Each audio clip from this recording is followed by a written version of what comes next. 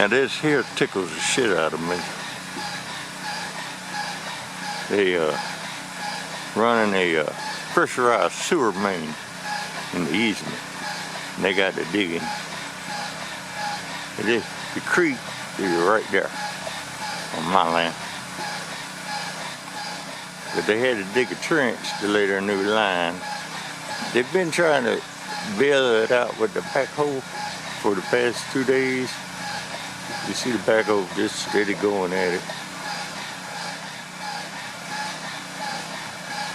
Good luck with that. Like bailing a creek with a teaspoon. Now they done brought in some weak ass pump. It's trying. I think it's funny as hell, boy.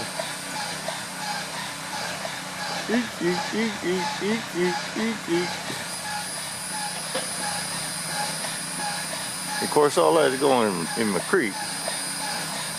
It's got a real super fine silt in it, so it looks like coffee. And so does the pond. But yeah, this is an endless task. The chances of winning, maybe 20 or 30%. They're gonna need more than that. Anyway, well, it's fun to watch the destruction.